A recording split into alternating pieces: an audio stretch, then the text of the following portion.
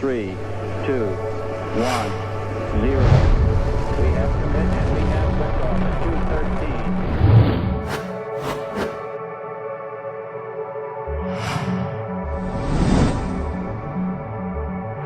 Saturn V building up to 7.6 million pounds of thrust, and it has cleared the tower. Very fortunate today to have as our guest speaker, history buff, aerospace consultant, retired U.S. Army Brigadier General, and astronaut, Robert Stewart. But first, you gotta listen to me. So why in the world am I introducing General Stewart? We're celebrating the 200th anniversary of the statehood of Alabama and the 50th anniversary of landing on the moon. So 2 years ago, Mayor Battle assigned to Dr. Deborah Barnhart the tasking of heading up the celebrations for North Alabama. So with that, she asked several of us to take on various committees. There are 12 committees, and I think we've added a few more since we've gotten started. But I'm chairman of the German American Heritage Committee, and we have joined forces with the Marshall Retirees Committee. And Jack Stokes, standing up right back there, is co-chair and Benny Jacks is chairman of the Marshall Retirees Association. We call it the MRA, Legacy Committee. So that's kind of why I'm here. But a little sad side note, I'm not sure if you've heard about Ed Buckby. He's been in the hospital, and he was going to be here to introduce General Stewart, and so we're very sad that he's not able to be here right now, but we're all praying, of course, that he gets better and recovers quickly. So let's go back a bit. Early rocket development in America was led by Dr. Robert Goddard, whereas in Germany in the 1930s, rocket development was being pursued by various pioneers, Dr. Hermann Oberth, Klaus Riedel, others, and a teenage Wernher von Braun. Most of you know that rocket development continued throughout the Second World War at a research facility on the Baltic Sea at Peenemünde. That's a little foreshadowing for a later panel.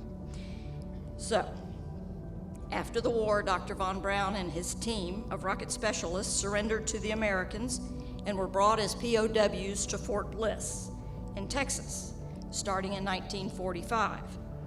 My father, Fritz Weber, was one of these team members. I was born in El Paso. They had a lot of free time on their hands at that point. So, in fact, Klaus Heimberg is here, and he's kind of trying to capture, what the big baby boom was all about. And Ralph Schuler is here, so Barbara Helser, but she was born in Huntsville, so we've got quite a few of the children with us today. Thank you for coming. Now, in 1950, the Wernher von Braun team was allowed to legally immigrate via Juarez, Mexico, into the United States. The team and their families moved to Huntsville, Alabama, to work at Redstone Arsenal for the U.S. Army. It was not until 1958 that President Eisenhower and Congress formed the Civilian National Aeronautics and Space Administration, as we know it, NASA. In 1960, Marshall Space Flight Center was created, and approximately 4,700 U.S. Army personnel were moved to NASA's Marshall Space Flight Center, which is co-located right out here at Redstone Arsenal. The Wernher von Braun team had worked for the U.S. Army for roughly 15 years. And I've got a close kinship here because I also worked for the U.S. Army. And I retired in 2017 from Redstone Arsenal. Our United States Army fulfilled a critical role in early space development for the United States. That's why you'll be hearing from General Stewart in just a few minutes, but let me tell you about him. General Bob Stewart joined the United States Army in 1964 and became an Army aviator. He served in Vietnam from 1966 to 1967, and South Korea from 1972 to 73. Of course, other assignments in between, but those are the overseas ones. In 1974, he became an experimental test pilot at the U.S. Army Aviation Engineering Flight Activity at Edwards Air Force Base in California. General Stewart became a NASA astronaut in August 1979.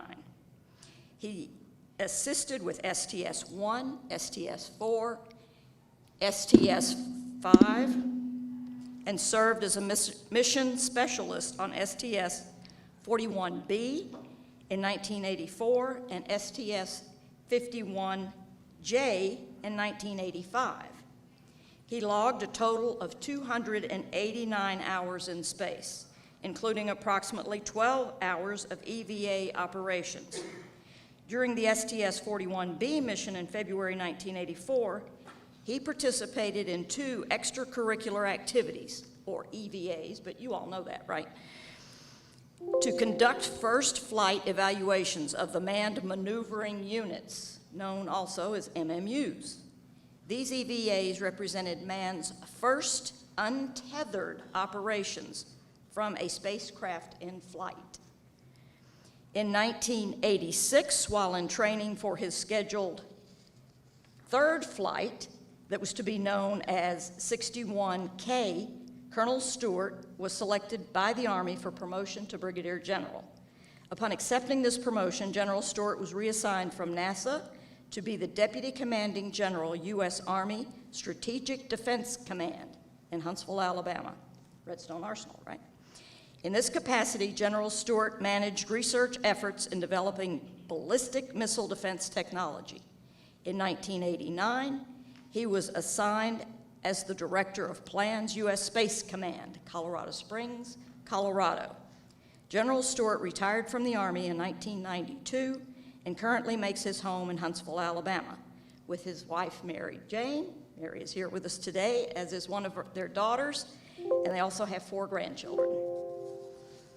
So, as you can surmise, with General Stewart's amazing career accomplishments, he is very well educated, has numerous awards and honors, and continues to give back by working many hours as a docent here at the Space Center, and he goes to schools and so forth. He's very active. Astronaut Bob Stewart will now share with you the early history of the United States Army's substantial role in space exploration. Welcome, General Stewart, please.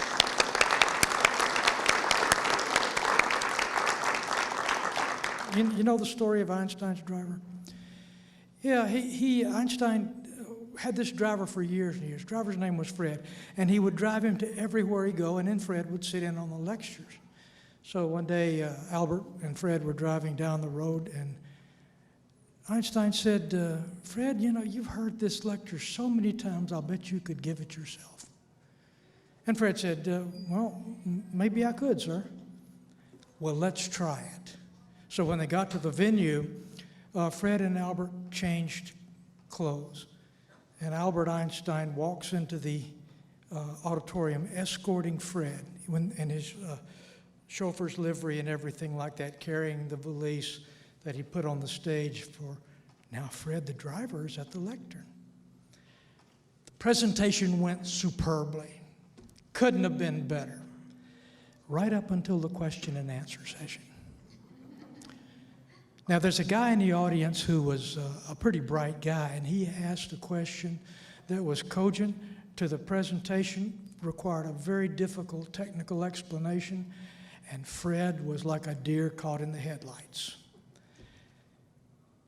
But Fred was clever.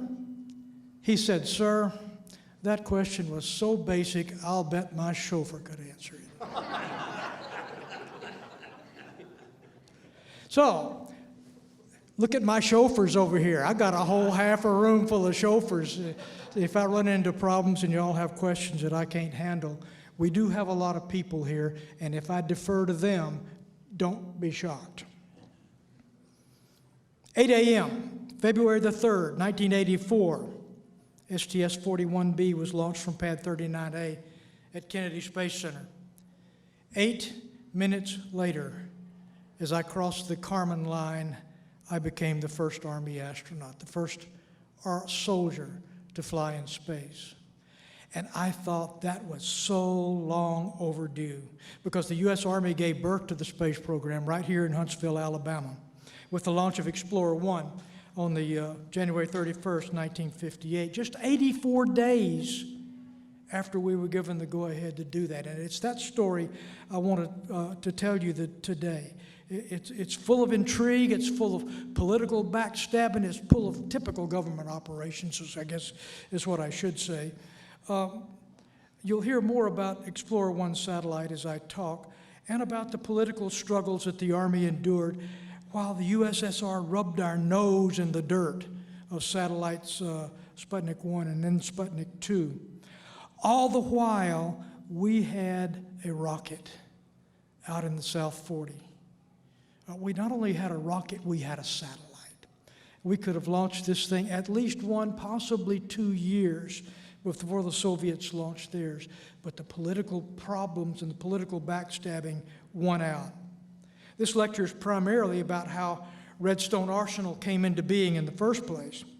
And we'll get to the space part later. But bear with me because I'm going to go back to 1939. As a matter of fact, September the 1st, 1939, when the German armies invaded Poland. And the world stood on the brink of World War II. Now bear in mind, this is just 21 years after we had endured the horrors of World War I. With its gas warfare and trench warfare, all of this stuff was freshly in the minds of the people. As was the knowledge that the 1899 and 1907 Hague Conventions, signed by most of the world, banning, and I'll quote, asphyxiating, poisonous, or other gases and all of the analogous liquids, materials, or devices and bacteriological methods of warfare. Signing that convention didn't do a whole hell of a lot of good, did it? Because World War I rolled around. And now we're between the wars. We're now up to 1925 when the U.S. was party to the Geneva Convention, which again, we promised not to do germ or gas warfare. But everybody remembering what happened in World War I, sort of reneged on that. We signed the treaty with the reservation that we would use chemical weapons in response to chemical weapons being used against us. Most of the signatories to this 1925 treaty actually made that same stipulation. Now the Army, we soldiers, we don't like that stuff. We wanted to destroy the whole mess, just like we wanted to destroy all nuclear weapons, because we're the ones that get hurt by this stuff. But the world is not that way. At the turn of the decades, the Army's sole chemical weapons production facility was at the Edgewood Arsenal near Bel Air, Maryland. Obviously, a site near Baltimore, Maryland, had a couple of disadvantages. It was closed, it was subject to attack, and it was near a big city that a gas leak or something like that could cause tremendous destruction. And we'll talk about the chemicals that would do that just shortly. So the Chemical Warfare Service, henceforth I'll call that the CWS, under the command of Major General Walter Baker, sought to erect another chemical plant so that we could have a stockpile of weapons to use in case somebody attacked us. There were 5 sites proposed. 3 of them were eliminated quickly because they were within 300 miles of the coastline. Final selection came down to Huntsville, Alabama, Millington, Tennessee. Now, Millington had good access to the Mississippi River, but it was located in a suburb of Memphis, which is a rather large city. So if an accident happened, it could be an utter, absolute disaster. Huntsville, on the other hand, only had 12,000 people. We were expendable, weren't we? But those are important facts of where do you build a weapons facility? Or, as the years will come, a facility where you might create big explosions with a big rocket. So Huntsville, Alabama figured greatly in both of those. Major General Baker was retiring from the Army and would leave the command of the CWS up for grabs. Now, Baker had working for him an enterprising young colonel named William Porter, who followed the path of promotion through Annapolis, through the Coast Guard, to the Army, and finally to the Chemical Warfare Service. A young representative from Huntsville area named John Sparkman, y'all heard of him, I guess, discovered that there was going to be an acquisition, $50 million facility would go somewhere, and Representative Sparkman called Senator Lister Hill and said, man, wouldn't it be nice if we could get that $50 million poured into Huntsville? And they agreed it was right. Now, Porter is talking with Representative Sparkman. Porter was an ambitious man. Porter said, man, I really would like to be a general. And Sparkman said, well, why don't you go over and see my buddy Lister Hill? We've been talking about this, and Lister Hill is a very, very powerful man. Hill served as a representative and served on the Armed Services Committee before he became a senator, and now as the senator, he is the majority whip. Y'all remember seeing that show on the TV where, what was the name of that, baby? House of Cards, yeah, where this guy is the really powerful whip. The whips got power. So Porter goes over and he talks to Lister Hill about the possibility of putting the $50 million facility in Huntsville, Alabama. And Lister Hill talked to him about the possibility that if that happened, he would support him being promoted to general officer and be given command of the Chemical Warfare Service. And as a coincidence, all that happened. Isn't that wonderful? As a matter of fact, Lister Hill just might be the unsung hero, the person that nobody really remembers when they talk about Huntsville and the Arsenal. Huntsville selections was announced on the July the 3rd, 1941, and the facility to be known as the Huntsville Ordnance Plant was started soon thereafter. But requirements for chemical production facilities were increasing rapidly as it looked like the world was going to go ahead and commit the insanity of global war for a second time. The Chemical Warfare Service in December of 1941 announced a new plant also in Pine Bluff, Arkansas. And later, during the war, when we found we needed even more of a facility, another facility located near Denver to be known as the Rocky Mountain Arsenal. You might have read about the Rocky Mountain Arsenal recently as a site of a Superfund cleanup effort. Redstone is too, but we just managed to keep it out of the news. What would be in the future become Redstone Arsenal was originally named the Huntsville Arsenal and was under the command of the Chemical Warfare Service. Colonel Rollo C. Ditto arrived to take command of the Huntsville Arsenal on the 4th of August, 1941, and ground was broken for the construction the next day. By March of 1942, its first production facility was in operation. Now, recognizing the economy and the safety of completed military rounds, we have the Huntsville Arsenal making all of this obnoxious chemical stuff, and the Army Ordnance Corps thought, well, why don't we build a plant right next door so we can take all this noxious stuff and put it into shells and bombs and grenades and not risk taking it around the country. And that was a really good idea, and that's what they did. The Army Ordnance Corps began construction of that separate facility to be called the Redstone Ordnance Plant, which became the original Redstone Arsenal. It was under the command of Harold D. Hudson, and construction for the plant began on October 25th, 1941. A local observer commented that Huntsville became a beehive of activity, but lacked the organization. I guess bees are pretty organized. You hear that? Population of Huntsville more than doubled during this time frame. From 12,000, we went up to 15 to 20,000 workers as workers piled in to do this construction work.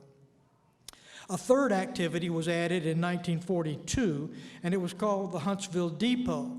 If I've got making the chemicals here, packaging the chemicals here, I need a place to store the finished rounds somewhere down close to a river so that I could ship them out and get them distributed. And that's why Huntsville Depot is still the most evidence of the Chemical Warfare Service in Huntsville. They owned all those igloos down by the river, which you really don't want to go hiking around. Why the name Redstone? Well, it's obvious. It's in reference to the huge number of red boulders we see all over the place around here, right? Now, we have plenty of gray limestone and sandstone rocks in this area, but I have yet to see one that is colored red. If you find one, I would certainly like to see it. Possibly it was in reference to the red clay dirt that underpins this entire area. But somehow, Red Clay Arsenal just doesn't cut it as a name, does it?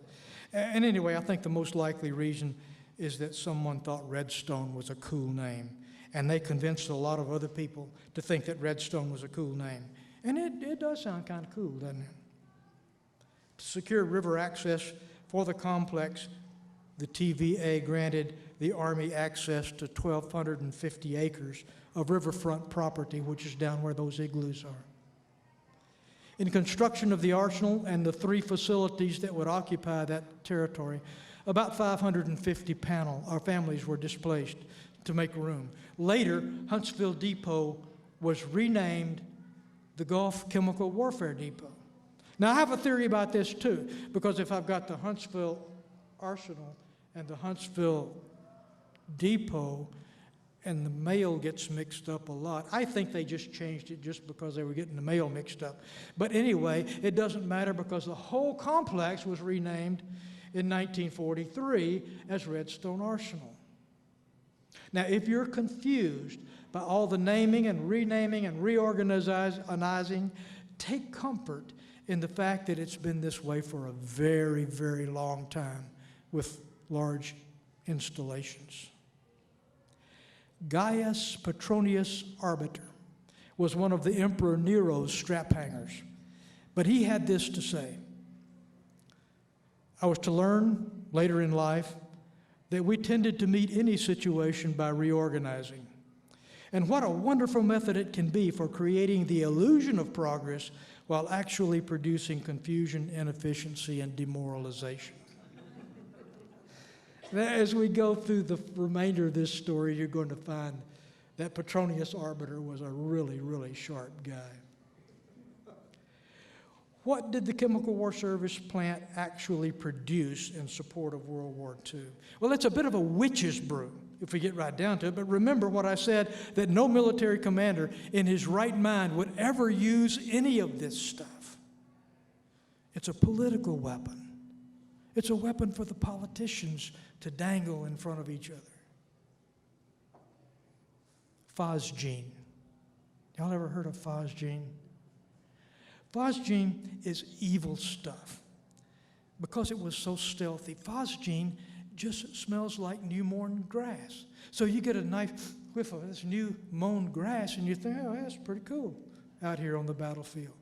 You don't die until tomorrow. You might not even know you're sick. The cause of the death would be pulmonary edema. Phosgene gas was responsible for 85% of the chemical deaths during World War I. It was 6 times as lethal as chlorine. Primarily, it was inhaled. Lewisite. This stuff is so bad we refused to even use it during war. It was a blister agent with arsenic doped into it, and it's lethal through inhalation or through skin contact. Mustard gas. This is the one everybody knows about. You see the clouds of mustard gas floating over the battlefields of World War I. It was the leading chemical agent of casualties, though not deaths. Because one of the terrible things about warfare is if we can create casualties, they require other soldiers to take care of them, and I'm eliminating more people from the battlefield. It's not as effective as phosgene in the open air because the wind dilutes it a little bit. but it is a blistering agent both outside and inside the body. It creates horrendous thermal blisters, and inside produces death by blistering in the lungs and in the trachea. White phosphorus. This stuff burns with an intense heat, and it's virtually impossible to quench the fires. It was the primary component of the incendiary munitions that we made here in Redstone for use against Japan. It was mounted in bombs and grenades and shells, and in fact 2.75-inch folding fin aerial rockets, and was one of my favorite things to shoot in Vietnam. I'm sorry about that. But we had a lot of more benign agents. Tear gas. For those of you, anybody ever experienced tear gas? Oh yeah, I know you have, Ron. It's really not that bad. It causes you to cough and your eyes to water and everything. I remember one time I was tear gassed on purpose, and I wasn't doing anything wrong. But I had a bad cold. Cleared that sucker right up. Man, when I walked out of that gas, I was feeling good. I don't think we can market this at Walgreens, though. Incendiary munitions, smoke generators, small solid rocket motors are the things that were produced at this complex around here. In fact, people have said that it's really easy to know what color of smoke grenades and things were being produced at Huntsville, because you saw people walking around in Huntsville that were red and green and purple, because this dye would not wash off. It had to be worn off as time went by. The plant also produced carbonyl iron, which was used extensively in radar and other electronics. It was good at what it did. It won the Army-Navy E Award for Excellence 9 times during World War II. Now, since Redstone was producing incendiary weapons primarily for use against Japan, we needed an airfield here because the 6th Army Air Force bombers needed to test these munitions. The presence of this runway and a hangar complex that was built at the same time placed us as a prime candidate for another very important facility, which we'll talk about later. 3 days after the Japanese surrender, Huntsville Arsenal was put on standby status, but was kept open as a primary storage site for the Chemical Warfare Service munitions. Other uses for the facility were manufacturing of gas masks for the demilitarization of the incendiary weapons. The workforce was reduced overnight from 4,400 to about 600 people.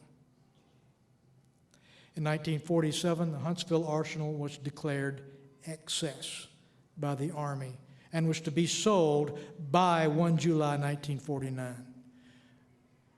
Remember that. Redstone Arsenal has never been for sale. Huntsville Arsenal was for sale. So we began madly looking around for some facility to move in to these buildings and this infrastructure that was already in place, and we found somebody. In 1948, it was the Keller Motor Company. George Keller had visions of Huntsville being the Detroit of the South.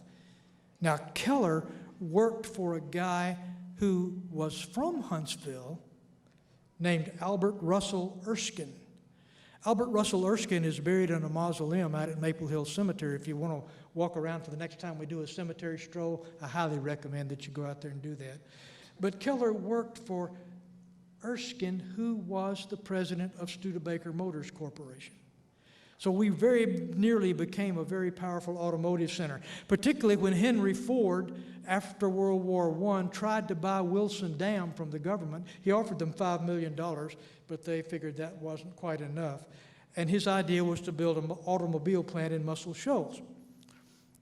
Muscle Shoals was very excited about this. They built the infrastructure, the places to put the houses for all the workers that were bound to run in here, and nobody came. But when I was a kid, I could go rabbit hunting, walking down sidewalks, leaning up against a lamp pole, popping rabbits. I think my favorite rabbit hunting place was probably 8th Street in Maine, in what would have been Muscle Shoals City. that idea was quashed. But it seems that the Tennessee River became very popular as a source of hydroelectric power and barge transportation and fresh surface water, which was important for all of the industrial facilities that were going to move in and have moved in along this river since I was a kid. In 1949, a 2-year-old United States Air Force, because the Army threw them out in 1947, began searching for a new place to put an Air Engineering and Development Center. Candidates were, in the order that the Air Force preferred them, Moses Lake, Washington, Grand Wash Cliffs, Arizona, and a to-be-named site in the Tennessee Valley. The Tennessee Valley had abundant electrical generating capacity, which would be required and readily available surface water. But Moses Lake had an old defunct Air Force base, and the Air Force wanted to move into that facility. There was a runway in place. Everything was cool. But the Air Force Chief of Staff didn't like it because he felt it was too close to the coast and too vulnerable to attack. A water dispute between Arizona and California knocked Grand Wash Cliffs out of the equation, leaving the Tennessee Valley. Huntsville was the preferred site because we had a nice runway, we had the facilities, the buildings, the housing readily available, which would save the Air Force a lot of time and money. And so the Air Force began thinking, why don't we build our Air Development Center in Huntsville on the old Army Arsenal? But once the Air Force showed interest in moving in, the Army began to rethink its decision to sell the Arsenal. Seizing on the Army's rethinking of the sale, Senator Kenneth McKellar of Tennessee made his move. He offered the Air Force facilities, which was an old Army training camp near Tullahoma, Tennessee, known as Camp Forrest. He offered them assistance in pushing required legislation through Congress. And on April 28, 1948, the former Army training camp was announced to become the site of what would become the Arnold Engineering Development Center. But it really wasn't inter-service rivalry that drove this. The Army did have a new mission for Redstone: developing and testing rocket systems. Colonel Holger N. Toftoy was the impetus behind a move that reset the course of Huntsville, and it's one of the most fascinating chapters in our history, the Odyssey of the German rocket team from Germany into Huntsville. In 1945, as hostilities in Germany were drawing to a close, the Army instituted a hunt for the scientists and engineers who had produced some of Germany's highest technology weapons in hopes of bringing those and some weapons, too, if we could find them, to the U.S. The effort was called Operation Paperclip and was headed by Colonel Toftoy, who would become a huge player in Huntsville's future. But let's go back a little bit before that. It really began when a German artillery captain named Walter Dornberger was assigned to head up a military rocket development program. And as Heidi mentioned, he chose as his principal assistant a teenaged Werner von Braun as his technical director. And by the way, it is von Braun. He got really upset, I'm told, when people called him Braun, von Braun. I guess I don't blame him. Von Braun received a doctorate in the field of rocket propulsion from the Friedrich Wilhelm Universität of Berlin under the sponsorship of the German Army. German military rocketry research was centered on the island of Usedom in the Baltic Sea at a facility named Peenemünde, after the nearby Peene River. And Colonel now, Doctor of Engineering, Dornberger, commanded, and von Braun was technical director. In reflecting, Usedom was well chosen because it was remote, so that if a large explosion occurred, it might have gone unnoticed except by some local cows. Come to think of it, might be the reason Huntsville has prospered so much in this area. Now, you Huntsvillians, don't get riled up. I was raised 50 miles from here. I know what Huntsville was like in the 1940s. Private First Class Frederick P.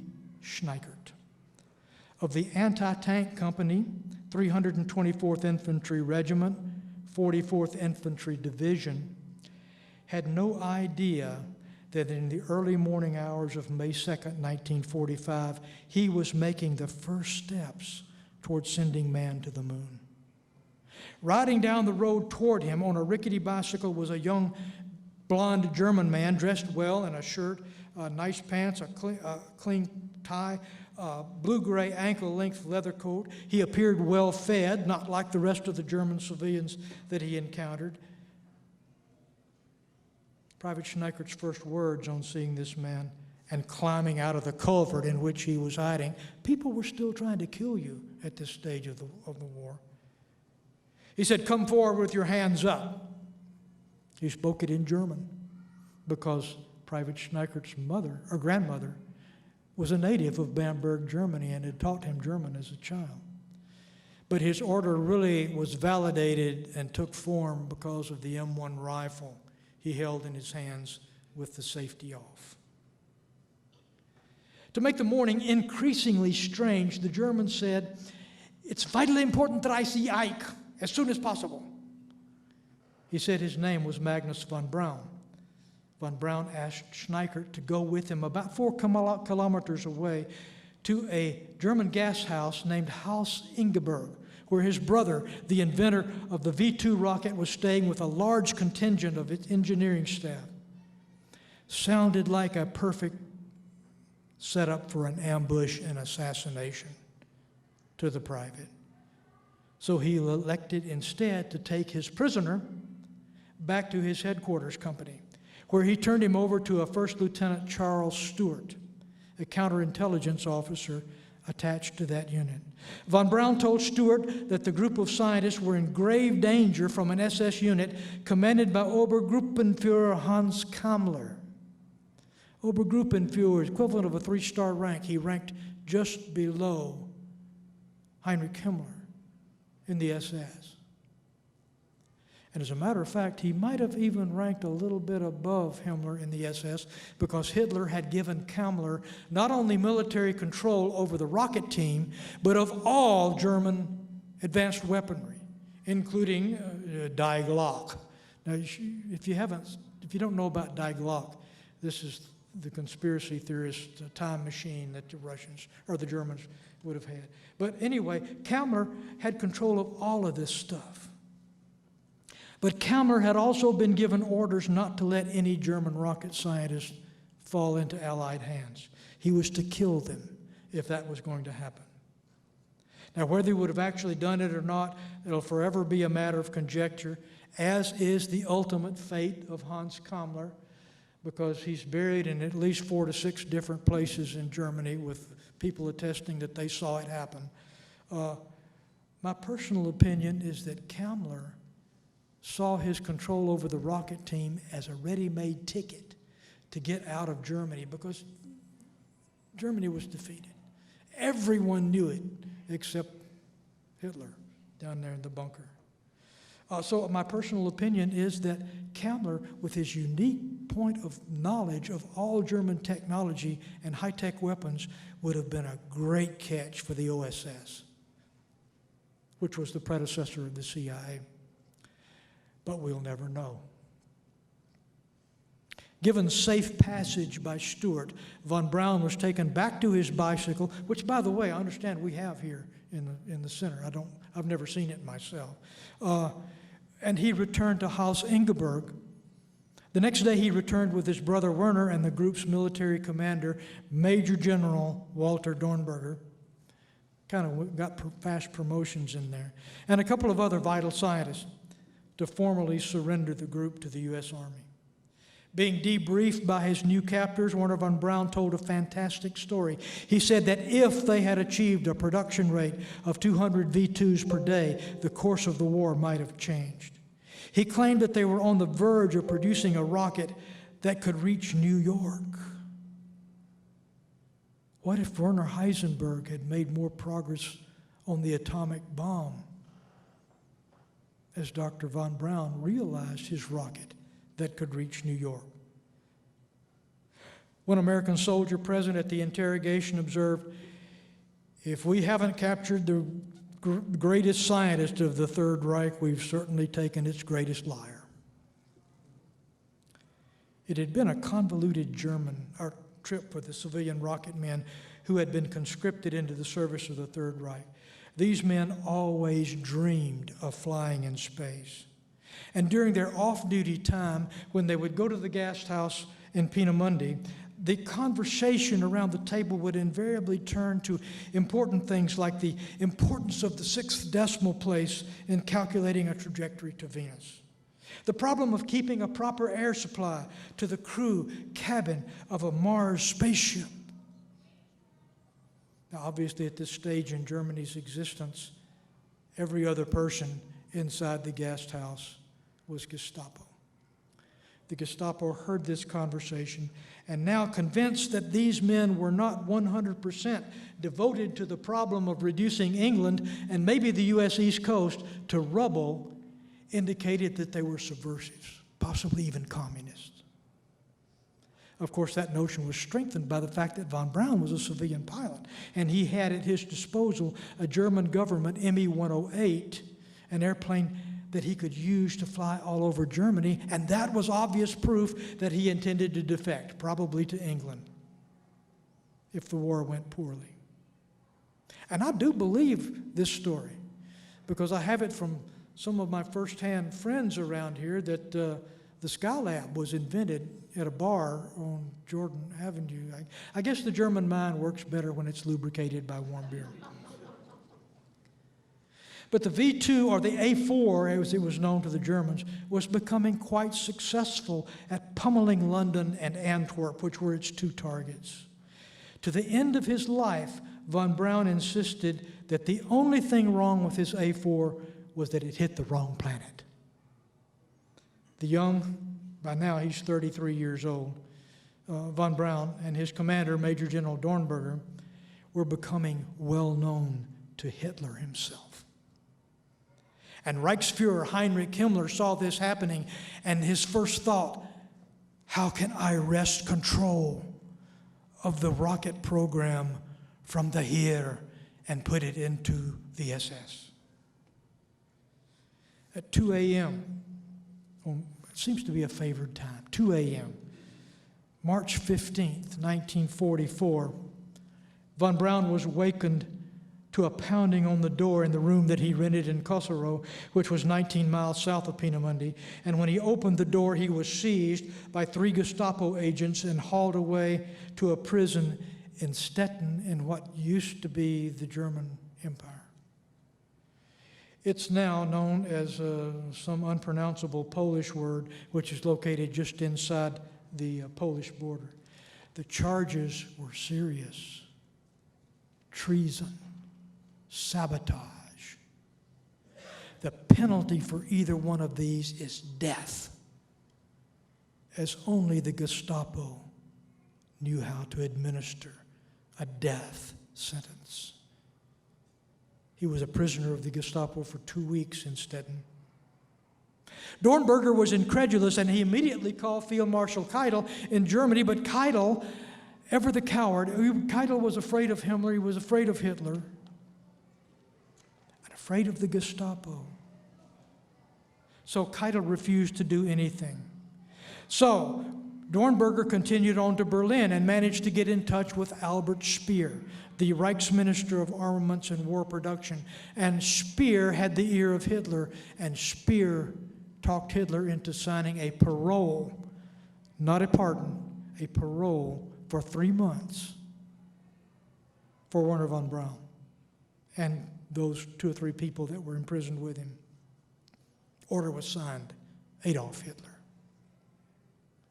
But with the war drawing to a close now, chaos was the order of the day in Germany.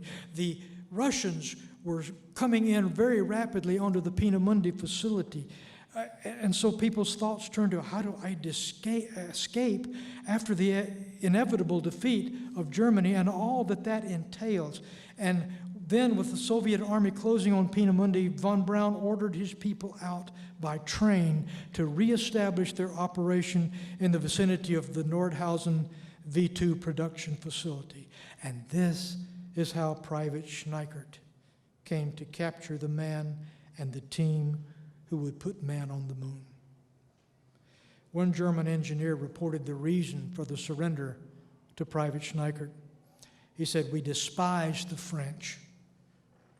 We're mortally afraid of the Soviets, and we don't believe the British can afford us." So that left the Americans. On April 1st, Easter Day, as the war wound down, von Braun directed two of his staff members, a young fellow named Dieter Hutzel, who was a Luftwaffe enlisted man, and Bernard Tessmann, to gather the engineering data and the blueprints for the A4 and all of the other projects that von Braun was working on, and hide them in a secure place. It was a target-rich environment since the area was riddled with caves and mines. He settled on an abandoned mine near Dortmund and unloaded 14 tons of material, reports, and drawings into the cave. They were unloaded from a truck into the mine, and the entrance was sealed very effectively, according to the Army engineers that had to dig all this stuff out later. Additionally, General Dornberger also secreted his files at Bad Sascha, also in the Harz Mountains, very near this complex. And later retrieval of these files gave the U.S. a huge advantage in rocket development, since they detailed not only German success, but also allowed the U.S. to avoid many failure modes and dead-end tracks. After much negotiation ending in Secretary of State Cordell Hull's approval, von Braun and 6 team members arrived at Fort Strong near Boston on the 20th of September, 1945.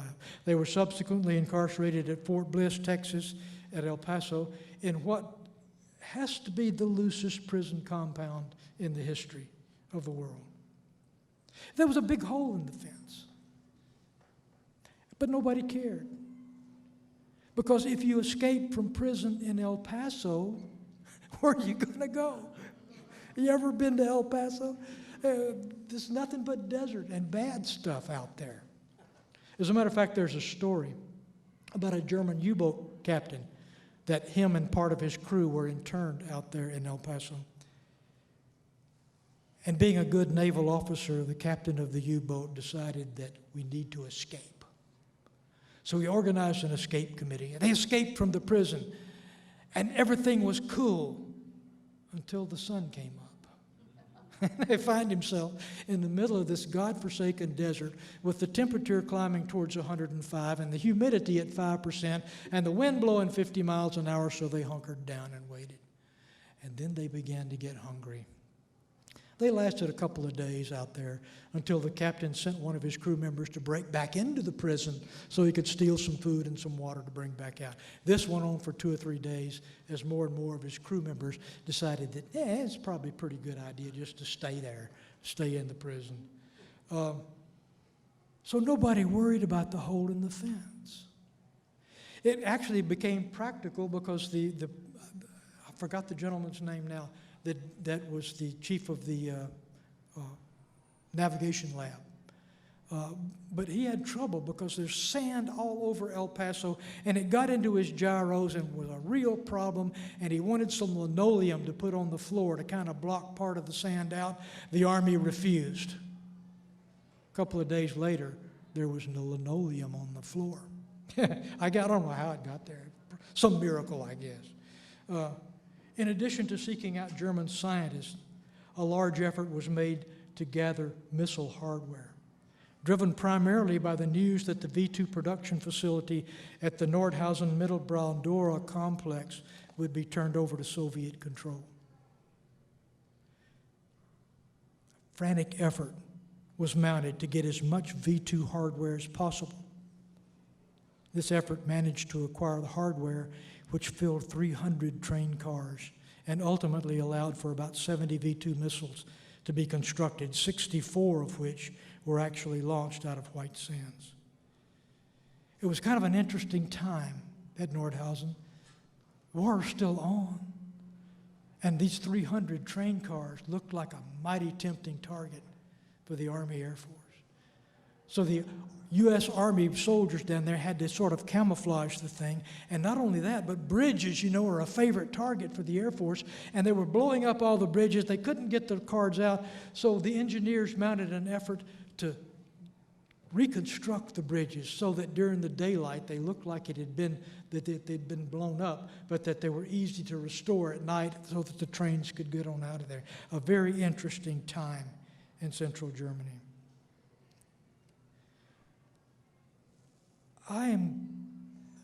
Does anybody need a break? You want to go to the restroom? I will declare a recess if that be required. If not, I will just continue right on here because I love this stuff.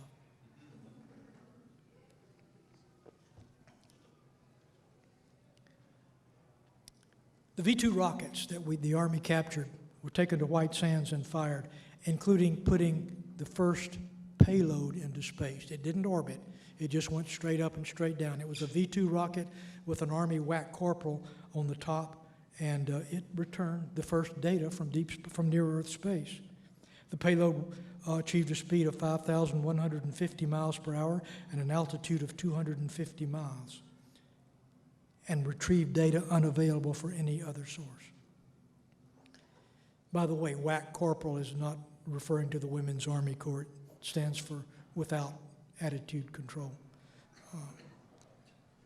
Thus, an interesting satellite. And another interesting thing happens in here. The Navy is trying to figure out about missiles and whether they could launch missiles from their ships.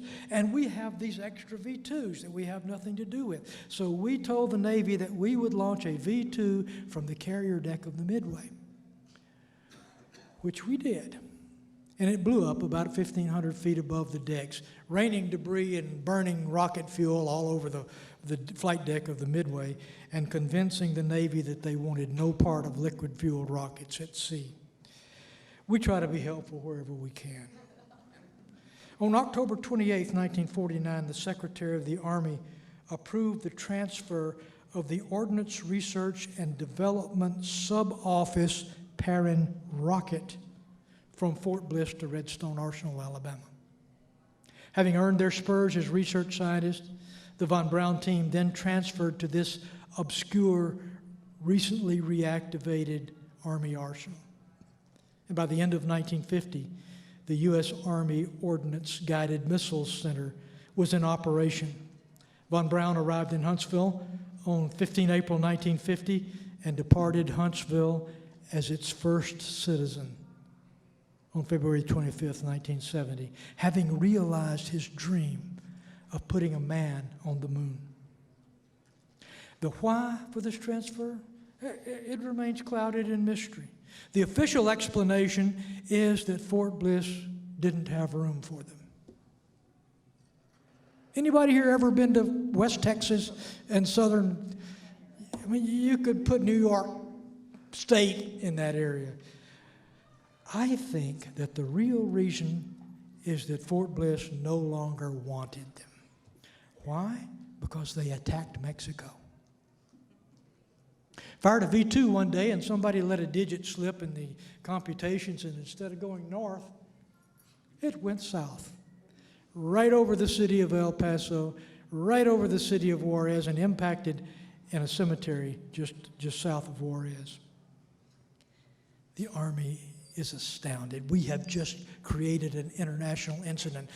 Time for everybody to get really upset. We ran down there with a team of scientists to see what the damage it had done, and by the time we got there, we found that the locals were already selling V-2 missile parts at the downtown bazaars. So you gotta, history's not dull. You just gotta hear the rest of the story, not the official stuff that they write down, the PC stuff. Despite our unsuccessful attempt to sink the USS Midway, the cooperation between the Army and the Navy continued. It actually was encouraged by the Department of Defense. On June 25th, 1954, von Braun proposed a joint Army-Navy satellite program using the Army's developing Redstone missile as the launch vehicle. In September of 1954, he also published the first true engineering analysis of a satellite vehicle. It was a paper titled A Minimum Satellite Vehicle. In January 1955, the Navy agreed, and we formed a joint project orbiter. Evidently, this was more cooperation than the DoD bureaucrats had intended, so they killed the project in favor of a solely Navy program to be known as Project Vanguard, using the Navy's nascent Viking missile. Fortunately, a survivor of this rigmarole that went on there was the Army Ballistic Missile Agency. Equally fortuitous was its commander, John B. Banderas. Now, Banderas is an interesting guy, and you'll find out a lot written about him. He was sort of a martinet, with his little mustache and his spiffy uniform and everything. His two big MP guards standing outside the door wearing chrome helmets. Yeah, you knew this guy, swagger stick under his arm. But he did know how to maneuver among the bureaucracies. He did know how to acquire funds. And Wernher von Braun knew how to build rockets. It was a marriage made in heaven. Now, if anyone has been in the Army or any branch of the government service more than 2 weeks, you should be familiar with the infighting which goes on inside the Beltway when large sums of money and large programs are at stake. Army-Navy cooperation began to decrease as the Navy decided to develop solid propulsion while the Army continued to develop large liquid-fueled rockets. But the fruits of the early efforts were realized when the Navy first flew its Polaris missile. It had an Army Jupiter navigation system in the nose leading the way. Now we'll circle back to the Redstone story with the offering for sale of the old Huntsville Arsenal. When General Toftoy first broached the idea of moving the von Braun rocket team to Huntsville Arsenal, he got an answer: irrevocably no! Which, like any good military man, General Toftoy took as a maybe. And he carried his message on forward to the Vice Chief of Staff of the Army, General Matthew Ridgway. Now, he arrived at Ridgway's office to brief with maps and charts and everything that detailed Huntsville and Redstone. But the walls were too small for him to put up his charts. So he laid them out on the floor. And he began crawling around on his hands and knees, pointing to this facility and that facility and this route. And as he crawled on the maps making his case, he suddenly found himself right at General Ridgway's feet. And he looked up, and with this big grin, he said, "I'm really on my hands and knees, literally and figuratively, begging for this place." Must have worked. On June the 1st, 1949, the chief of the Ordnance Branch designated Redstone Arsenal as the Ordnance Rocket Center, the ORC. In April of 1950, the von Braun team moved in with around 130 German contract employees, 120 civil service employees, and 500 military personnel. By this time, the former Huntsville Arsenal, the stuff was consolidated into what we know more closely today as Redstone Arsenal. In association with the von Braun team move, the government contracted with Thiokol Corporation and Roman Haas to move in here and start doing research on rocket propellants. The tenant organization thus created was the Ordnance Guided Missile Center, the OGMC.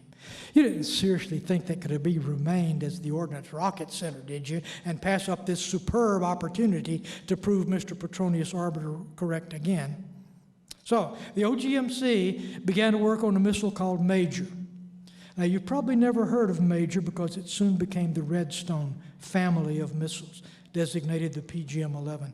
This missile was a direct descendant of the V-2, and we'll be glad to show you that direct resemblance if anyone wants to go over to the Davidson Hall, where we have both V-2 hardware and Redstone hardware.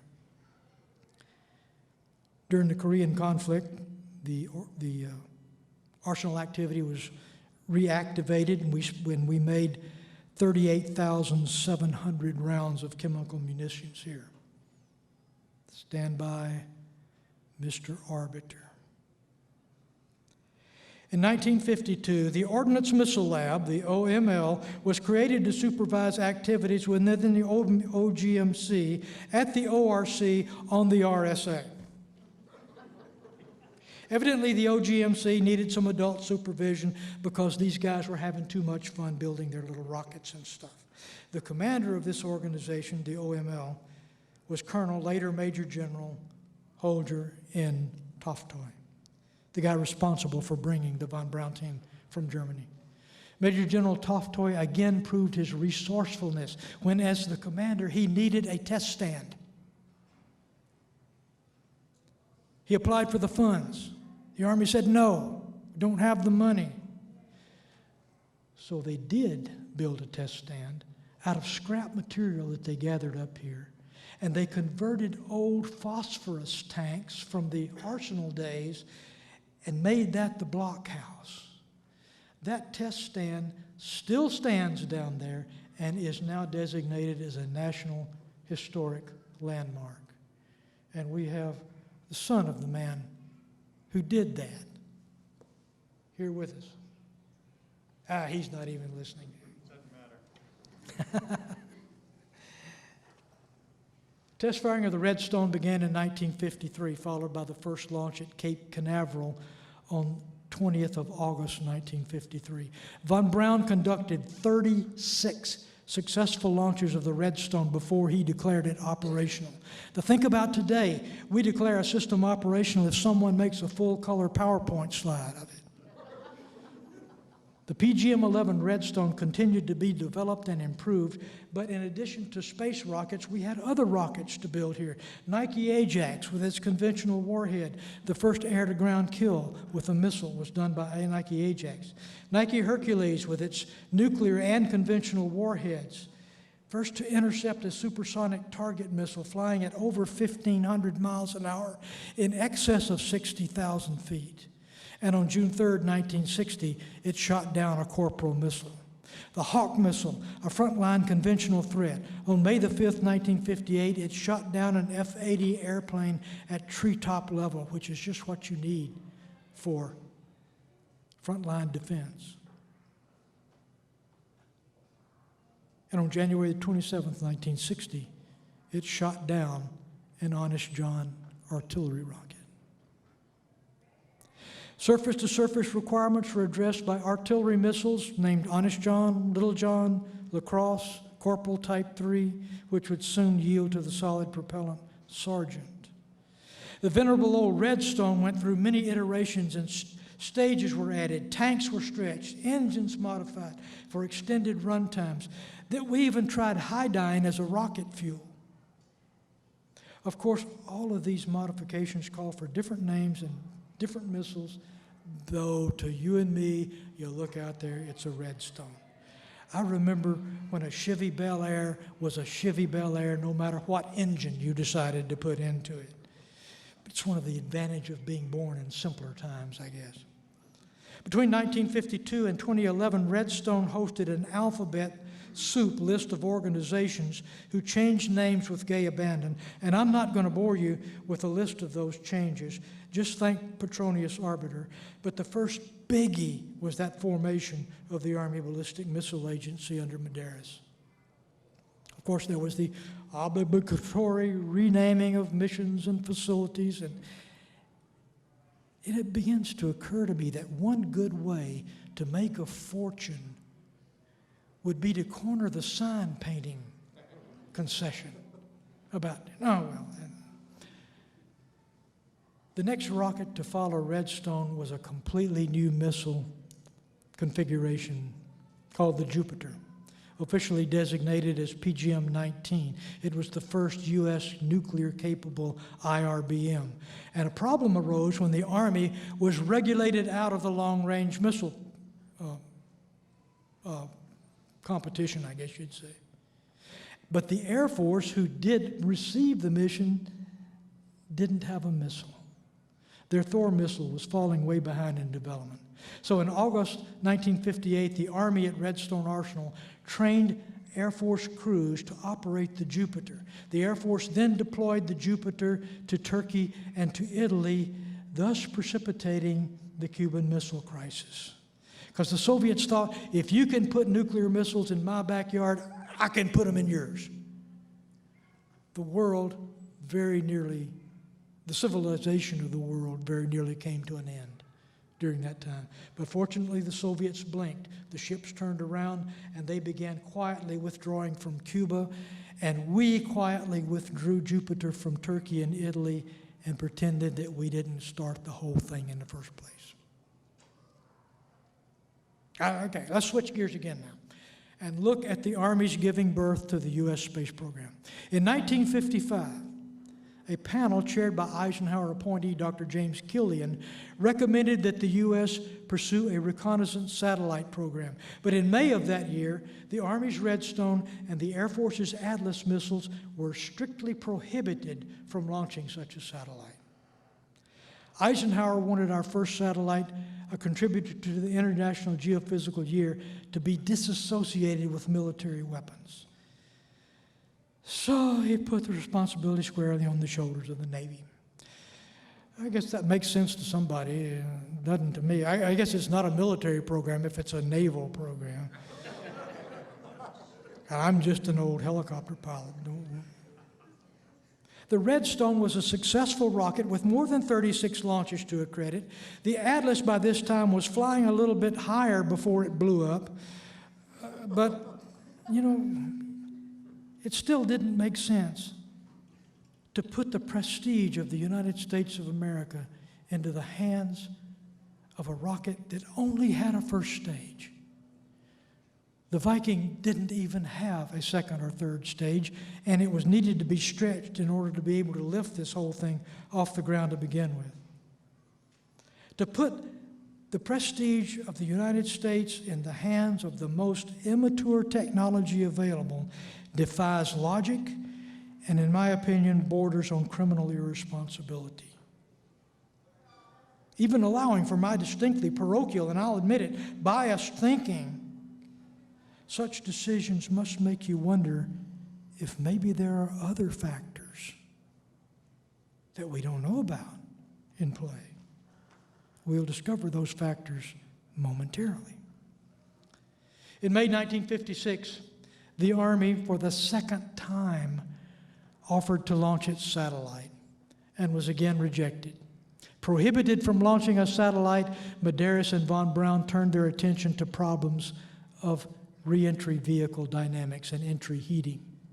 On 20th of September 1956, the Army launched the Jupiter C, number RS-27. You know, Jupiter C missile named Redstone 27? Okay, enough of that. Which carried a test nose cone 682 miles into space, 3,335 miles downrange. By the way, of all the sophisticated materials that ABMA tested for nose cone reentry ablative heat shields, the most efficient was beech wood. But I guess it's not really scientifically technical enough solution to have your reentry vehicles built by carpenters, so it didn't matter. The Army's method of achieving a high-speed reentry velocities was to fire our multi-stage rockets up, but then instead of firing the fourth stage parallel to the Earth's surface to orbit a satellite, we turned it and pointed it straight back down and fired it then. Von Braun commented that the Army had to go to extraordinary means to keep from launching a satellite. As a reward for our efforts, in November 1956, a DoD directive limited the Army to surface-to-surface rockets with a range of 320 kilometers or less. And with that as guidance from Washington, General Medeiros and Dr. von Braun built the Saturn. Can you imagine that? They built the Saturn. But I guess they obeyed the directives, because the Saturn was a surface-to-surface missile. They didn't ask, and we didn't tell them, and it was surface of the Earth to the surface of the Moon.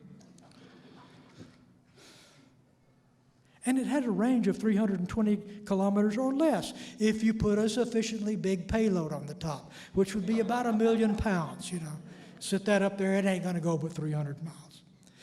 Clearly, in 1956, the Army had the capability to launch a satellite, and we even had the satellite. There was a laboratory run by the California Institute of Technology in Pasadena, which was funded by the Army, and it was known then and still is known today as the Jet Propulsion Laboratory, headed by Dr. William Pickering, who worked with the University of Iowa's Dr. James Van Allen to develop the instrumentation package for this satellite to study the radiation environment of near-Earth space as a part of the International Geophysical Year, which, surprise, surprise, lasted 18 months. I guess that's why we called it a year. Anyway, it's your guess is better than mine. These gentlemen cleverly designed their instrumentation package to fit in either the Vanguard satellite or the Redstone's satellite. We won. Since it was Eisenhower's desire that the U.S. space program be viewed as non-military, they gave it to the Navy. Oh, well, I still remember that. I still vividly remember watching on TV, we're going to catch the Russians. And I saw the Viking launch to an altitude of about like this before it blew up and settled back onto the launch pad. And I watched Viking do that a couple of more times. Meanwhile, on October 4th, 1957, the Russians launched the first artificial satellite, Sputnik 1, followed a month later by the dog Laika aboard an 1,100-pound satellite. Now we're getting serious.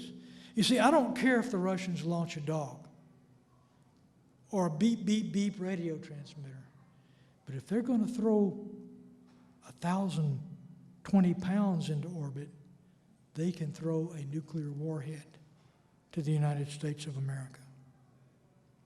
Now, we like to pretend that this was a complete surprise to us. That's garbage. The Soviets had been talking about this openly for years, and their Soviet chief designer, a guy named Sergei Korolev, I've pronounced that name wrong for so long, Korolev was his name, also planned his first satellite, Sputnik 1, to be a scientific instrument. But he feared, because he was a very smart man, that if he wasted time developing this satellite, that the U.S. would launch something ahead of him. Now, why couldn't we be that smart?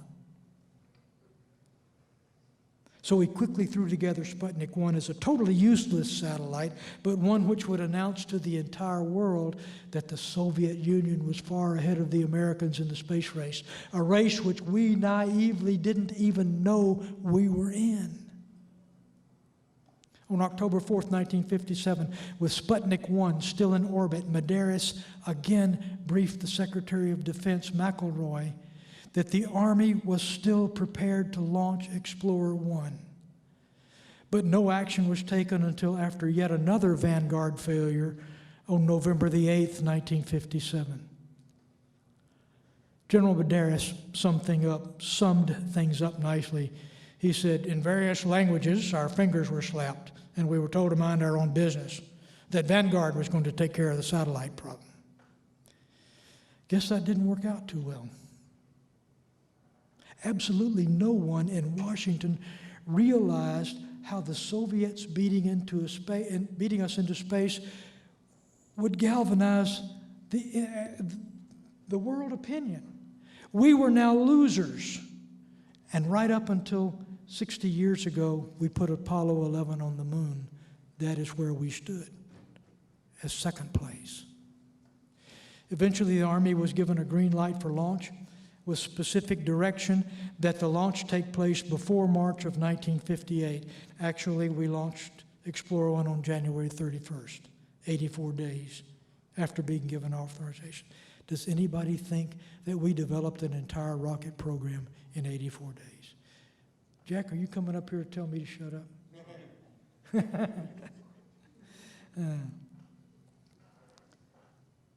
There would be other Army satellites after Explorer 1 and many other contributions that the Army would make. Back to the politics and the backstabbing. Who would be in charge of managing the U.S. space effort? Clearly, it couldn't be one of the armed services because of General Eisenhower's preferences, and besides, the armed forces had their plates full anyway, doing what we're supposed to do in defending this country. The logical entity would be the National Advisory Committee for Aeronautics, the NACA. And on January 29, 1958, Congress changed the NACA into the National Aeronautics and Space Administration, the NASA. Now, here's where the sign painting concession would have really come in. There's a lot of signs you got to change for this. Predictably, NASA began looking around for assets because, you see, the NACA was really good at airplanes and aerodynamics. It knew absolutely nothing about rockets and satellites. So they began to look around. Where could I fill this big void in my new name? And predictably, the prime targets, if not the only targets, were JPL and the ABMA. The Army resisted the takeover, but ultimately we struck a deal with the new NASA that we would give up JPL, but we would keep ABMA. On December the 3rd, 1958, the Army transferred the Redstone Launch Vehicle Program, the Explorer Satellite Program, all JPL lands facilities and contracts, along with 2,328 satellite and rocket engineers to NASA. 3 days later, on December the 6th, 1958, the Army launched Pioneer 3, a lunar probe that achieved an altitude of 63,580 miles. This was followed by Pioneer 4 on March the 3rd, 1959. This probe flew by the moon, was slingshotted by the moon into an orbit around the sun. The first time any terrestrially created vehicle entered orbit around the sun. On May 28, 1959, the Army's Jupiter missile launched 2 monkeys. Their names were Abel, who was a rhesus monkey, and Baker, a squirrel monkey, to an altitude of 300 miles and 1,500 miles downrange. It was to test reentry node cones, and it was a rough ride for these 2 little dudes. In the reentry phase of flight, they had to endure 38 Gs. It blows my mind. I don't know why these little dudes weren't about the size of pancakes when they got out, but they both survived the flight. Baker was fine. Abel died 4 days post-flight due to complications from the anesthetic to remove the probes from his heart.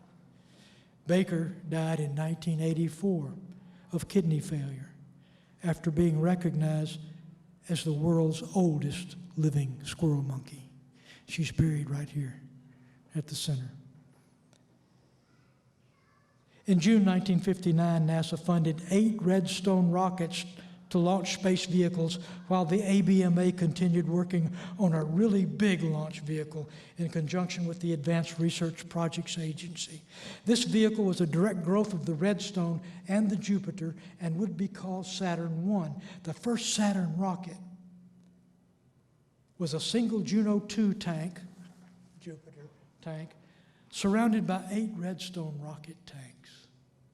The center Juno tank was full of oxygen, and the 8 outer Redstone tanks, the black ones are full of RP-1 fuel, and the white ones are fueled with oxygen, in case you're curious about that. Since the Army engineers did have a sense of humor, and they had just built this big cluster of Army rockets and called it something else, They refer to the Saturn I as Cluster's last stand.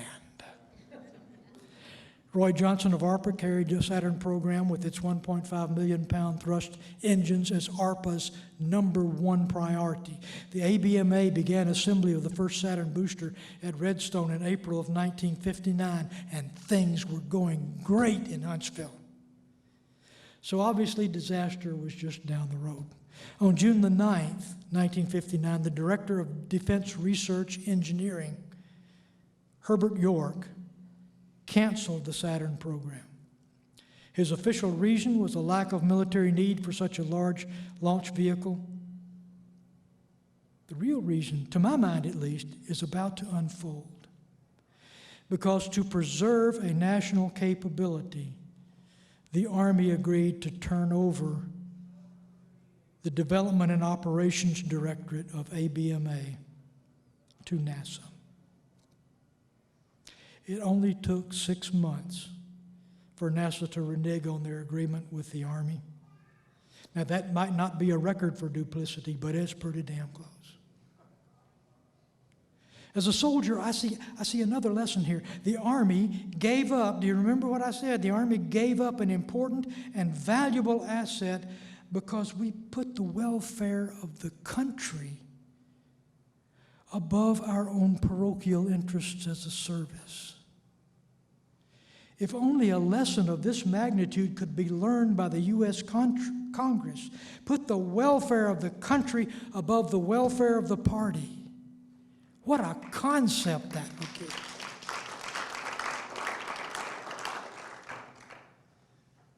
The Development and Operations Directorate of ABMA ceased to exist. The Army transferred the Saturn program, 150 remaining members of the Von Braun team, 3,900 ABMA personnel, and 2,500 skilled missile and satellite craftsmen to NASA. On the 15th of March, 1960, literally, these people did not put on their ABMA badges, but when they went to work, they wore a NASA badge.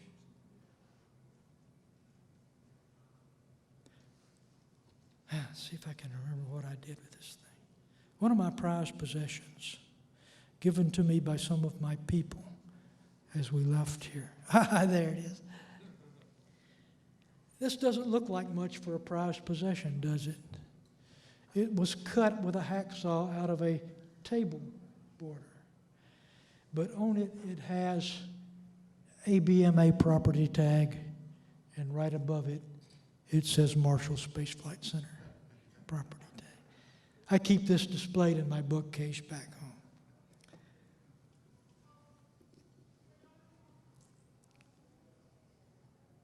Oh, let's see what to talk about now. The remaining personnel from ABMA, since everybody didn't go, stayed in ABMA and worked on the new Pershing missile. Notably remaining behind this initial migration was a guy named Arthur Rudolph, who was a project manager of the Pershing and who later joined NASA and became the Apollo program manager. Now, in what I consider to be a gross miscarriage of justice, Rudolph had his U.S. citizenship revoked after he got us to the moon, and he was extradited to Germany to stand trial. In Germany, he was acquitted of the charges for which he was extradited, but the U.S. refused to reinstate his citizenship. How's that for gratitude, folks? Ask the Vietnamese, how about gratitude? Then the Russians did it to us again. On April the 12th, 1961, the Soviets put a man into space. Yuri Gagarin was his name. He just made one orbit of the Earth. And the small-minded people on the ground said he's not the first astronaut because he didn't land in his spacecraft, but fortunately wiser heads prevailed, and he will forever be the first human being in space. The U.S. was left in the dust of a Soviet space first yet again. Of course, we had a manned space program. It was called Mercury. It was underway. Chosen launch vehicle was the Air Force's Atlas, ICBM, because the Atlas was the only rocket that we had capable of lifting the Mercury to orbital velocities. Now, this time, Atlas was getting a great deal higher than it used to before it blew up, but they couldn't find any astronauts that hadn't heard about this, so they came back to Huntsville, Alabama. And on the 5th of May, 1961, Alan Shepard, and on the 21st of July, 1961, became the first two U.S. astronauts that rode the old, venerable Redstone rocket, which is by now called Old Reliable. Rode it into suborbital space. Flights were designated MR3 and MR4, MR being Mercury Redstone. The locals around Huntsville began wondering out loud if NASA didn't really mean the North Alabama Space Agency. Since no good deed goes unpunished, on July the 1st, 1960, the Army was officially stripped of all its space-related missions. Now stripped of assets, we faced a war in Vietnam, the Army bowed out of the space business. But what a list of accomplishments we had. The Army had put this country on a footing which allowed President Kennedy to challenge the nation to put on a man on the moon before the end of 1969 and return him safely to Earth. And he could never have made that challenge except that he knew the folks down here at Redstone had a really big rocket. And now we've talked about a lot of Army first, but let me just run through a list briefly just to astound you. Explorer 1, we've talked about Van Allen radiation belts. Explorer 3, the first data collection taped on board for later dump to the ground. Explorer 4, first solar measurement of data from high altitude and data from high altitude nuclear detonations, which were also furnished by a Redstone rocket that shot the thing up that blew up. Explorer 4, Space Radiation Environment Studies. Pioneer 3, a Lunar Probe, 63,580 miles altitude. March the 3rd, 1959, first lunar probe to escape Earth's gravity and orbit the Sun. First solar power cells, March of 1958, developed by the Army Signal Corps for use on the Vanguard spacecraft. First infrared land scanning imagery developed by the Signal Corps R&D lab for Vanguard 2, which, these things ultimately got into the air. First televisions from space, March 1960, a Redstone suborbital flight. The TIROS satellite stands for TV and Infrared Observation Satellite, developed by the Signal Corps for NASA. SCORE, signal communication by orbital relay equipment, developed by the Army Signal Corps and carried Eisenhower's 1958 message to the world. Advent, an ARPA-funded program for use on the first geosynchronous orbiting COMSAT. But let's slip back to the Earth for a while now. In Europe, the Soviets began to field their SS-20 missile system in Europe, and we countered by fielding our Redstone S. Now, of course, you've never heard of a Redstone S because it soon became the Pershing 1, and it was nuclear armed. We peacefully named it Pershing after the forever second-ranking officer in the Army, General of the Armies, John J. Blackjack Pershing. By the way, the senior forever officer in the Army is, by law, George Washington. No one will ever take precedence over him. Both of these Pershing systems that were in the field were managed by an entirely new entity at Redstone called the U.S. Army Missile Command, MICOM.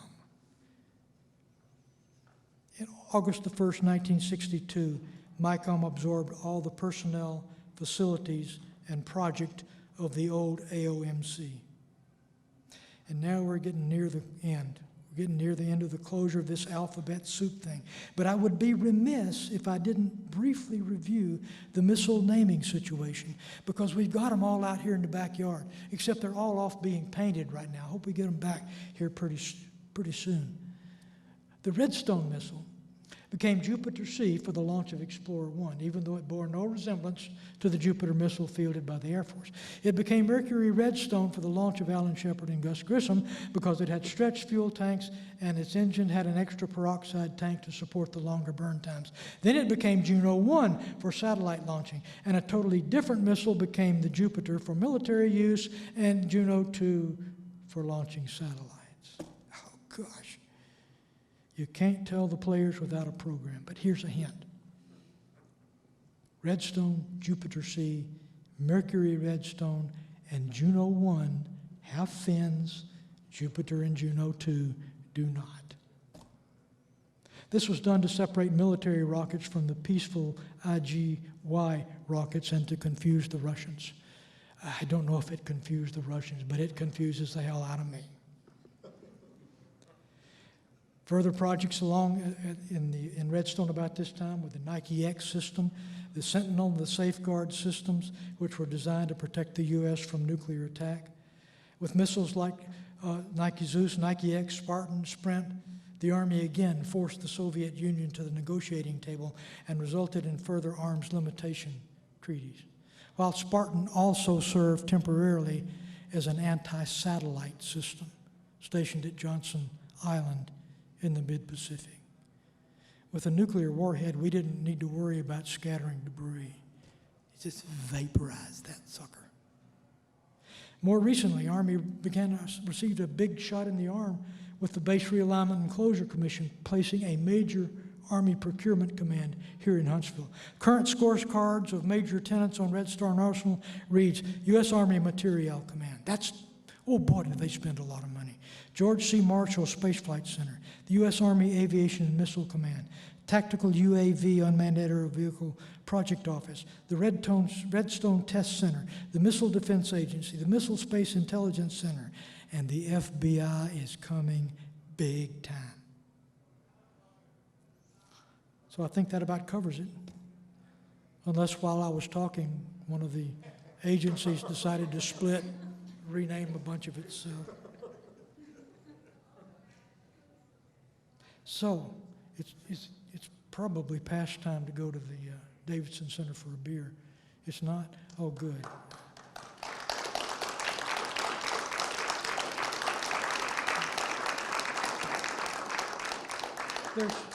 There is one other thing I would like to read to you. I have here in my hot little hands a letter written by Werner von Braun after he arrived in Washington. It's addressed to the commander of MICOM, who at the time was General Edwin Donnelly. And I will skip a little bit of it. But von Braun says, please let me emphasize that without the continuous and great help of the U.S. Army elements at Redstone and their highly capable and versatile personnel, the Marshall Space Flight Center and our National Space Program would not be where they are today. I want you to know the personal and official gratitude that I have with respect to our Army-NASA partnership during the past 10 years. The fine relationship that my colleagues and I have long enjoyed with the Army has always meant a very great deal to me.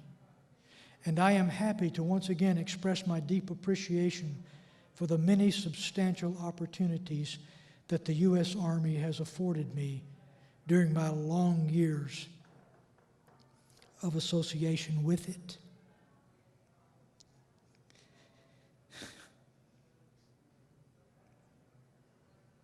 And its splendid members.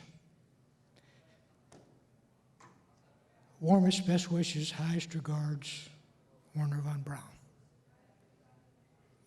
I didn't mean to cry, but I guess I'm just an old softie.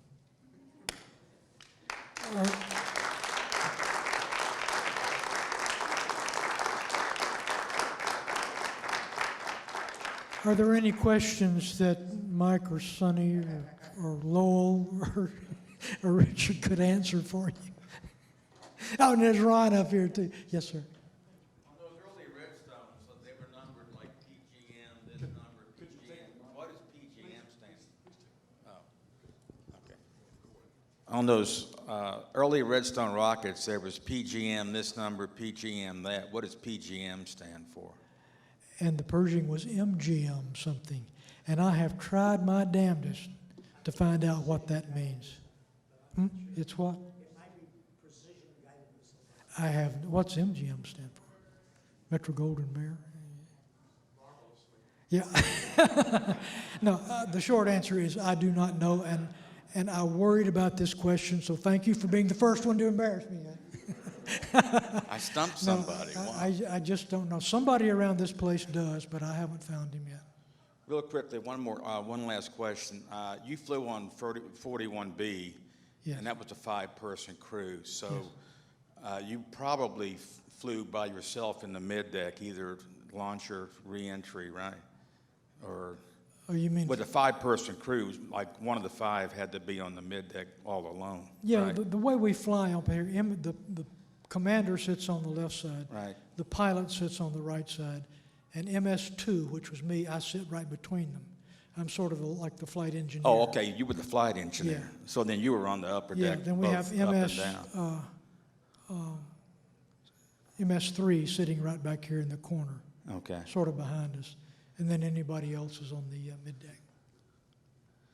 And then on your second flight, that was a 5-person crew. So were you ever on the middeck alone? No, Okay. never. Thank you. Hey, it's more fun when you get upstairs and you can see the fire and stuff. Yes, sir. Fantastic. Hey, Jim. Well, thank you. You already had plans to put it in book form, or is that a possibility? Probably not a possibility, Jim. I have been asked by my daughter to take these papers that I write and write one about my life, but I haven't decided to do that yet. If anybody would like a copy of this paper, I would be glad to give it to you. Just So you aren't going to publish the speech? probably not, because I haven't footnoted all this stuff for publication. And short form, I ain't going to go back and look it up again. But I will be certainly happy to let you have a copy. But Yes, if they could come, Get with her. come through me and ask for it. yes, So, send me an Yes. email and ask me for it. well, yeah, I did write a book, but it's not published, and maybe someday it will be. But a couple of people around here have bought it, and they encouraged me to publish it, but haven't got around to doing it yet. Yes, ma'am. I just have a simple question.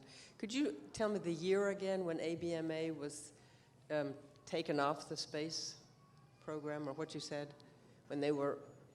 Oh, okay, yeah, let me look that up.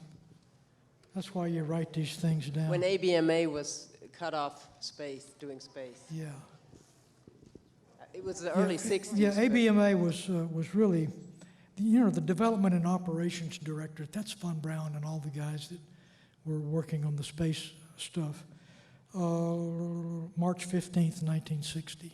60, okay. Now, officially, Marshall Space Flight Center wasn't chartered until, July the 1st, 1960. But these things don't happen overnight. So ABMA personnel moved over, started wearing NASA badges, and everything got shifted over. Then the big shots from Washington came down and made the bold pronouncement on July the 1st, 1960. Yes, sir. Bob, there've been some articles published in recent years that would pretty strongly imply that the decision to let the Soviets go first and we go later was done for the sake of overflight, so that the Russians would overfly us before we would overfly them, and so that when we overflew them with our Corona satellites, they wouldn't make a stink about it because they had been the first to do it. Do you have any insight into that or thoughts about that? I do. But you go ahead, Ron. When the Russians flew, we responded with our military launch vehicles. When the Russians flew, we responded with military launch vehicles. The Russians had much larger launch vehicles. And that continued. Kennedy was really not a fan of this whole activity. And then there was the Bay of Pigs, where before the nation had been embarrassed in the Bay of Pigs, it wasn't just the nation. Kennedy himself was personally embarrassed, and worldwide. 2 days later, he wrote the letter to Johnson as the head of Space Council, asking a whole series of questions. And should we be using solid versus liquid launch vehicles? Are we on maximum effort, overtime? And finally, the key questions were, what can we do that we have a chance of beating the Russians? Now, Jay Foster can get you a copy of that letter. He has copies of that. So he didn't really respond until 2 days after the Bay of Pigs. Von Braun wrote a response to all those questions. In that letter, it answered the time frame where he thought we could put a man on the moon and return him safely to Earth. Again, Jay Foster has copies of those. I have copies, but I can't find them right now. And I've searched my marvelous filing system, which means it's somewhere between the attic and the crawl space. And that was in April, early May time frame. And in late May, he asked Rayburn to call for the joint session of Congress, where he proposed to put a man on the moon and return him safely to Earth. So again, there were politics, I think, at the national level involving our president, who later became a fan. But it was not till just right after the Bay of Pigs where he took action, and I believe changed his mind. And there are words that indicate that in that time frame, that he had some meetings with foreign diplomats, and one of those, I believe, in one of the writings I remember, he'd asked I believe it was the president of Tunisia, given a choice of us giving you an extra $1 billion in foreign aids and us putting a man on the moon, which do you think we should do? And the guy hesitated a while and then said, you should put a man on the moon. That would be Kennedy, of course, at his, as he was, which was trying to sort through things and identify what should we do. But I think that's more input to the decision-making process. You can't really look into people's mind, but many of us interpret it that way. Let me add a comment to all this political stuff. See this little girl right here. We caught her on top of the refrigerator one time with her hand in the cookie jar, and she made that similar type of an argument about why she was on top of the refrigerator with her hand in the cookie jar. I really believe that the Soviets had not kept this thing a secret. The Soviets had been talking for years that they are going to launch a satellite. We didn't pick up on it.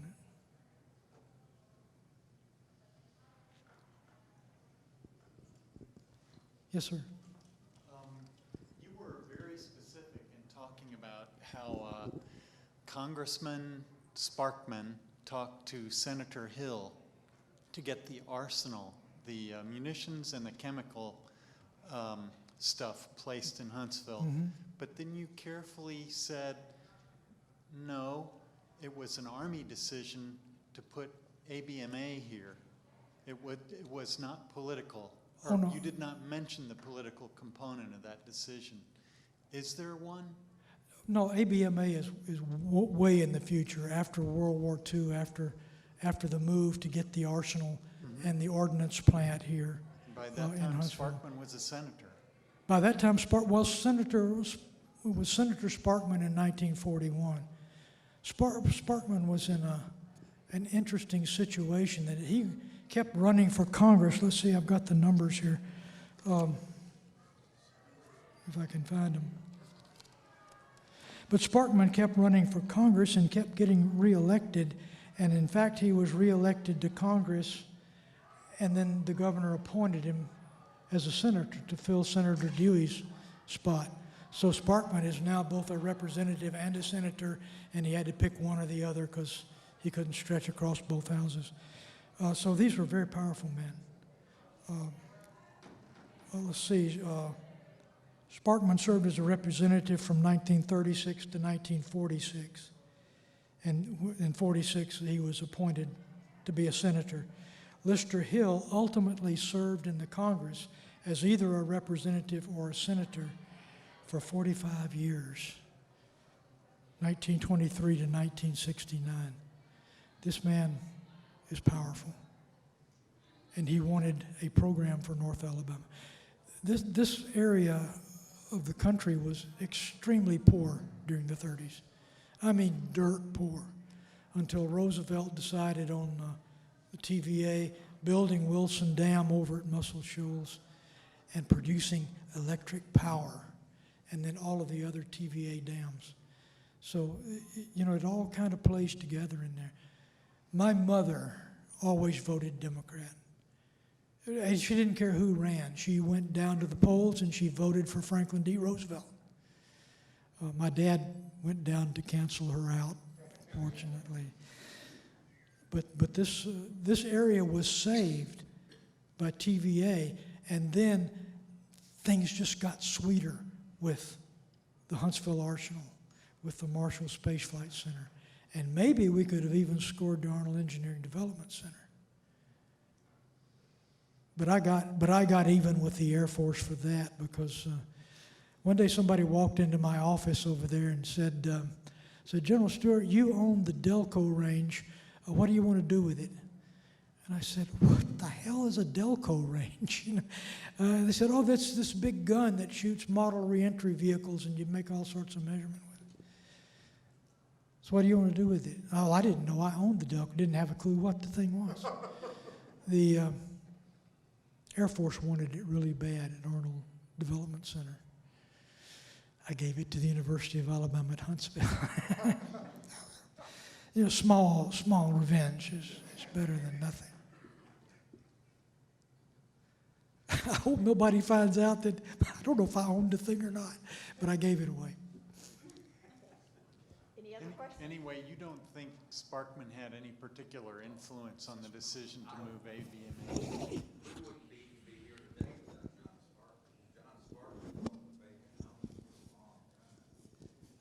But you wouldn't be here today without Hold Your Tough to him. Yeah. Okay. No, none of this stuff would have happened without people working both sides of the aisle. I think that the two people that are least remembered and contributed the most are probably Lister Hill and Hold Your Tough to him. Everybody knows Von Braun. Everybody knows Sparkman because they got a Sparkman Boulevard out here. But when all of this was being arranged, Hill was the Senate whip. Okay, anyone else? Yes, sir. Bob, thank you for what you've done for America. Very proud of you and very thankful for your life. Thank you, sir. I appreciate it. I've had a lot of fun in my military career. Except for getting shot a couple of times. That wasn't a lot of fun.